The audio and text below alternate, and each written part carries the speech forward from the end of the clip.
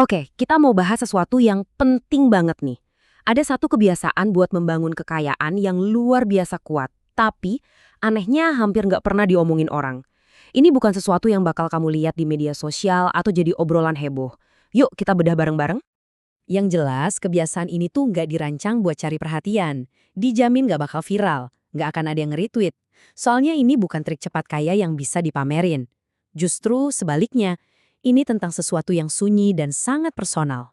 Jadi, lupain deh pamer-pamer mobil sport atau jam tangan mahal. Melakukan ini nggak akan bikin status sosial kamu kelihatan naik di mata orang lain. Ini tuh sebuah gerakan yang dilakuin dalam sunyi, jauh banget dari hasrat untuk pamer. Ini murni komitmen pribadi. Nggak akan ada validasi dari luar, nggak ada pujian. Ini cuma tentang kamu dan keputusanmu untuk membangun sesuatu yang nyata, bukan untuk pertunjukan. Nah, jadi apa sih sebenarnya kebiasaan ini? Intinya simpel banget. Kita harus belajar bedarin mana yang namanya sinyal dan mana yang cuma kebisingan. Sinyal itu nilai jangka panjang yang beneran nyata. Sementara kebisingan itu, ya semua gangguan jangka pendek yang bikin kita gagal fokus. Dan inti dari sinyal ini ya, menumpuk secara konsisten. Coba bayangin deh, ini tuh sebuah tindakan disiplin buat terus-terusan mengakuisisi sebuah aset.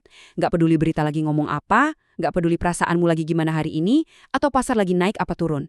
Ini murni tindakan logis, nggak pakai emosi. Oke, sekarang kita lihat kebalikannya. Kenapa sih banyak banget orang yang gagal? Jawabannya karena mereka kejebak dalam kebisingan itu tadi. Mereka habisin energi buat hal-hal yang salah, yang ujung-ujungnya malah ngejauhin mereka dari tujuan yang sebenarnya. Coba deh kita lihat bedanya. Kontras banget kan? Di satu sisi ada kebisingan, obsesi pengen cepet kaya, nebak-nebak kapan harga paling rendah, sama keinginan buat kelihatan paling pintar. Nah, di sisi lain ada sinyal, fokusnya buat bangun sesuatu yang bertahan lama, komitmen yang tenang, dan disiplin buat ngumpulin aset sedikit demi sedikit. Terus gimana caranya kita mulai membangun berdasarkan sinyal ini?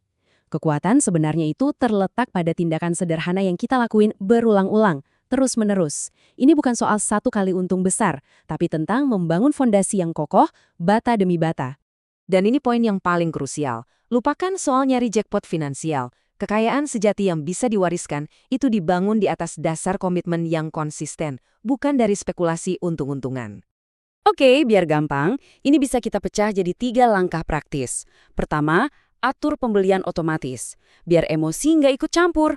Kedua, amankan aset kamu di tempat yang kontrolnya 100% di tanganmu, yang sering disebut dompet dingin atau cold wallet. Nggak ada orang lain yang bisa sentuh. Dan ketiga, buat keputusan di kepala untuk nggak lagi bergantung sepenuhnya sama sistem keuangan tradisional atau mata uang fiat yang dikontrol pemerintah. Mungkin kedengarannya membosankan banget ya. Emang. Tapi jujur, justru di dalam kebosanan itulah letak kekuatannya. Yuk kita lihat kenapa pendekatan yang nggak seksi ini justru efektif banget. Yang pertama, ini tuh nggak reaktif. Kamu nggak lagi bikin keputusan karena panik atau euforia lihat berita. Rencanamu udah jelas, dan kamu tinggal jalanin aja dengan tenang. Kedua, nggak pakai emosi. Rasa takut dan serakah itu dua perusak kekayaan paling besar. Dengan sistem otomatis, kamu secara efektif nyingkirin dua emosi bahaya itu dari keputusan finansialmu. Dan yang ketiga, ini tanpa syarat. Kamu terus menumpuk aset. Gak peduli media lagi ngabarin berita bagus atau berita buruk. Komitmenmu gak goyah sama kondisi di luar sana. Nah, ini dia intisarinya.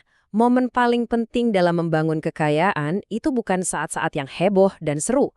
Justru momen-momen yang membosankan itu. Pas kamu tetap setia sama rencanamu, disitulah fondasi masa depanmu benar-benar dibangun. Terus, apa hasilnya dari semua konsistensi yang ngebosanin ini? Pertama, daya ungkit kamu pelan-pelan terbangun. Kedua, kekayaan kamu jadi aman dari keputusan-keputusan impulsif. Dan yang paling penting, kedaulatan finansial kamu jadi berlipat ganda. Oke, jadi kita sampai di kesimpulan dari semua ini. Tujuannya itu bukan cuma ngelakuin satu tindakan, tapi gimana caranya kita membangun sebuah sistem, sebuah kebiasaan yang bekerja buat kita seumur hidup. Ini nih, ide utama yang harus kamu bawa pulang dari sini.